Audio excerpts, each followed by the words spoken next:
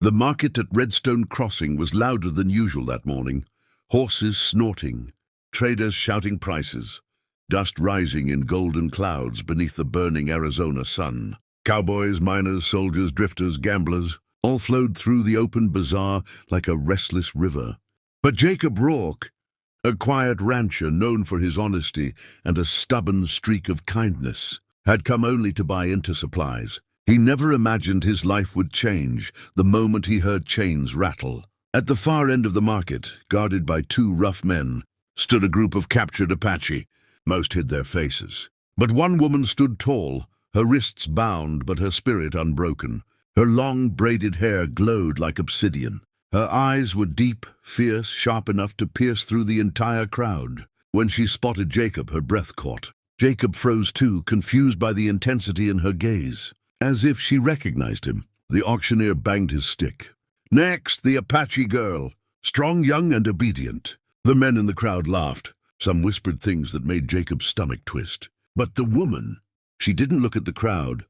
She looked only at him. Then in a voice steady as a blade, she said loudly enough for every man to hear, "Buy me, cowboy." Everything went silent. Jacob felt as if the world had stopped spinning. Why ask him? Why speak with such certainty, as though she already knew his answer? He stepped closer. "Why me?" he whispered. The woman's eyes softened, not with fear, but with a strange, deep familiarity. "Because you saved me once," she said. "When we were children.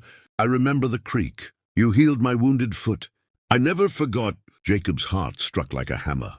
When he was 10 years old, he had helped an injured Apache girl near the river, but he had never known her name. Now here she was, grown, stunning, proud, even in chains. Before the auctioneer could speak, one of the rough men shoved her. "She talks too much. She'll learn not to," Jacob snapped. He stepped forward and slammed his payment pouch on the table. "I'll take her." The crowd erupted, some angry, some amused. But Jacob didn't care.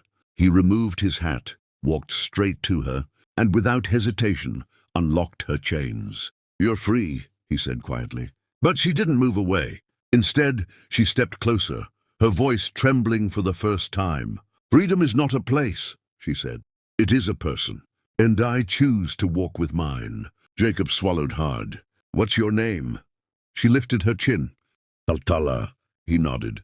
"Then let's go home, Tala." As they walked through the stunned market side by side, the men who once saw her as property now saw something else, something powerful, unbreakable. Because the most beautiful Apache woman wasn't just freed, she had chosen her future. And she had chosen him. The desert trail stretched before them like a golden ribbon glowing under the afternoon sun. Jacob walked beside Tala in silence, the weight of everything that had happened in the market pressing on him like a saddle full of stones. He had freed a woman he barely remembered, yet she looked at him as if his face had been carved into her memory for years. Every few steps he glanced at her, trying to match her grown features with the little Apache girl he once helped.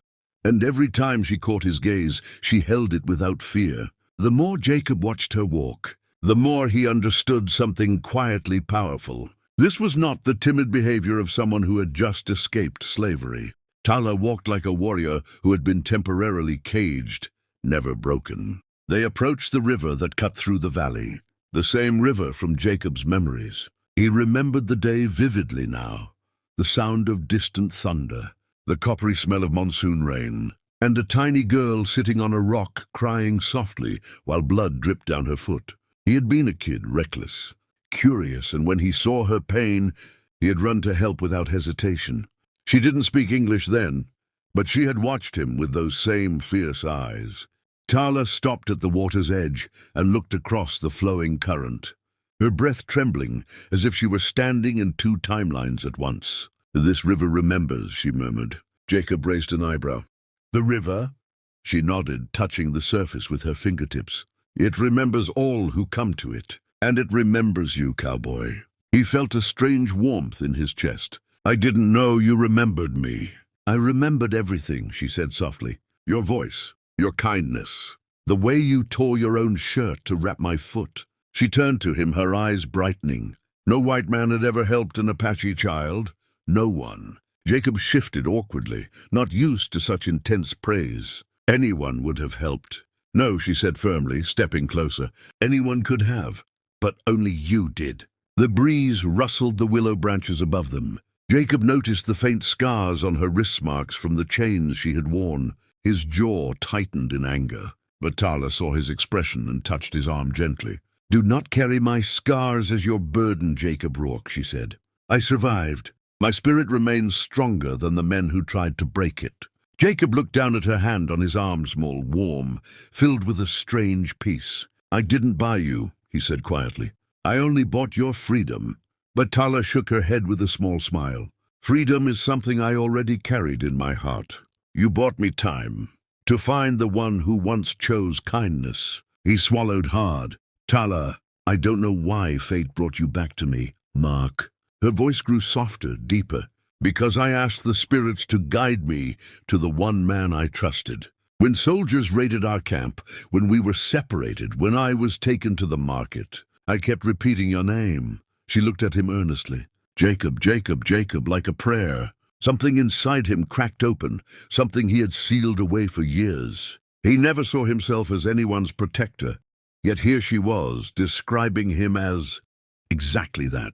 Before he could speak, the distant howl of coyotes echoed across the desert ridge. Tala's expression changed instantly, alert, focused. "They are near," she whispered. Jacob scanned the horizon. "Coyotes?" Tala shook her head. "No, riders." His hand instinctively moved to the revolver on his belt.